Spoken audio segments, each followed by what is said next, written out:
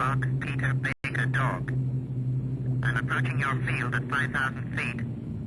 Request landing instructions. Over. Charlie Baker Dog, this is London Tower. Runway number 10. Call me when on final. Over.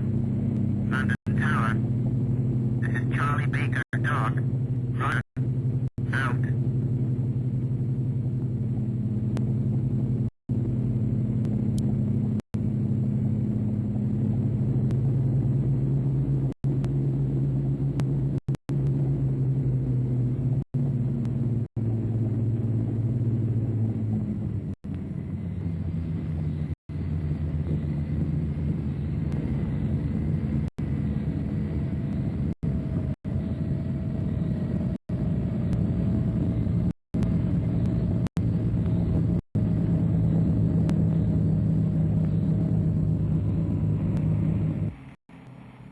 Aircraft coming in from all quarters of the sky, sometimes one every 2 minutes, laden with men and cargoes of all nations, make this new port of London one of the junctions of the world.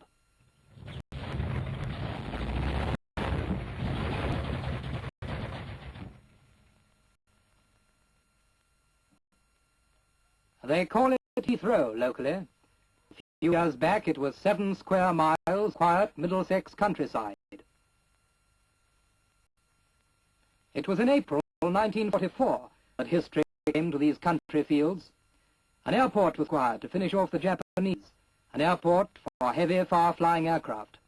An immediate need with an eye to peaceful future. That was the beginning.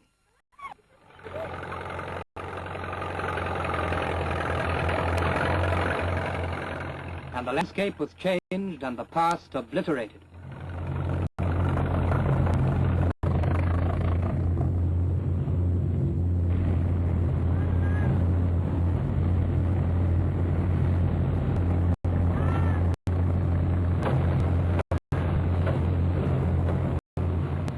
Then from the huge cement mills, oceans of concrete like heavy lava poured forth to form the solid runways.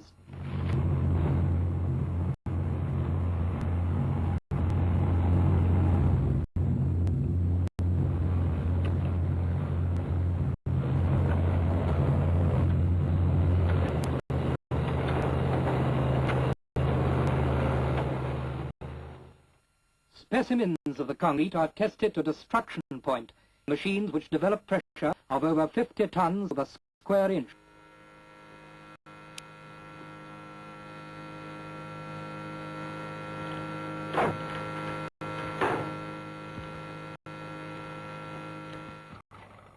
Now, as the runways stretch forth under the hands of the concreting gangs, bulldozers, scrapers and grabs run out before them, preparing more ground and digging trenches for the complicated system of drains and cables that lie below concrete.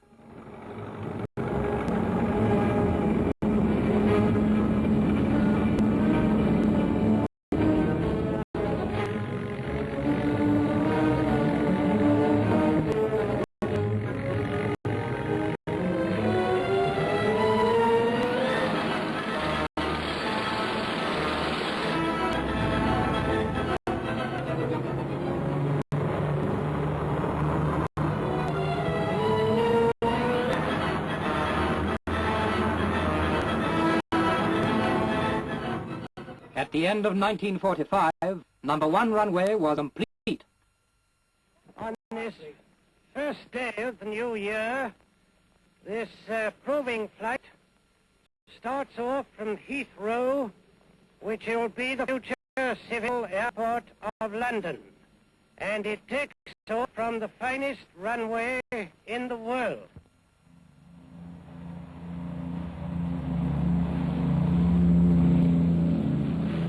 On January 1st, 1946, with 1 runway in service and 2 others near completion, Heathrow officially became London Airport.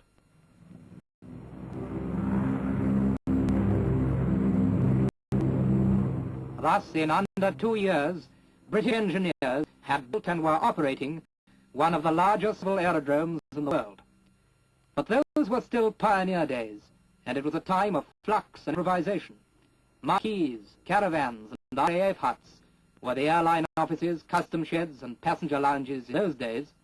It was like a circus, but it was also history in the making.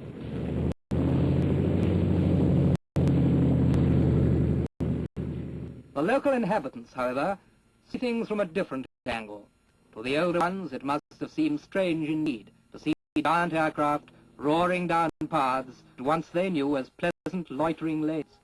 Strange still to see the streams that they had known since childhood turned aside from their old winding courses to new straight concrete beds, and strange to see the familiar farms swept from the earth as though by a whirlwind.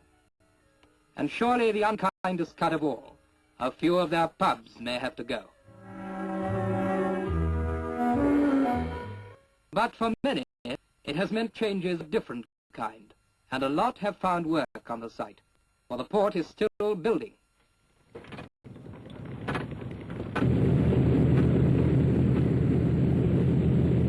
Each time a pilot comes in from the other side of the world, he sees new changes. From this busy frontage, control towers, offices and hangars are drawn all the skeins of the web of the world's airways. This port has been founded. It has come to stay. Already it provides every scientific facility and every type of information necessary for safe navigation of the air.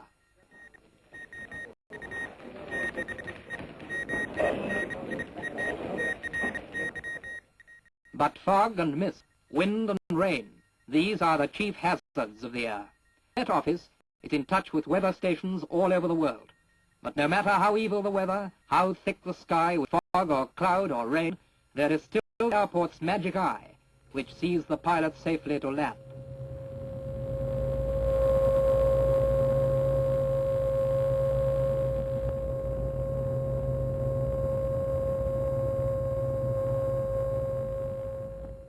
Black and blind as it may be above, safely, surely, they lead him down to the runway.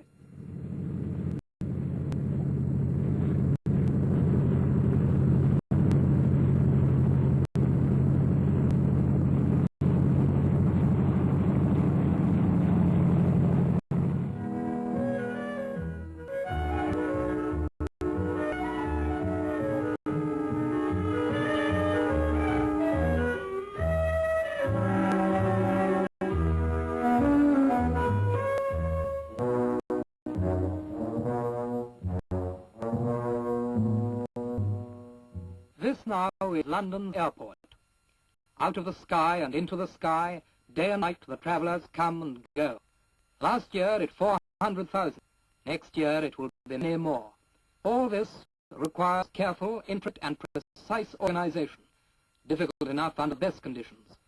Yet here a major junction is being operated while the buildings and runways are still growing up around it. This building will continue for perhaps 6 years yet, for its plans are vast. But in the end, no matter what the future of aircraft may be, Stratocruiser, Brabazon or Flying Wing, here will be an airfield second to none, for London Airport is on the map.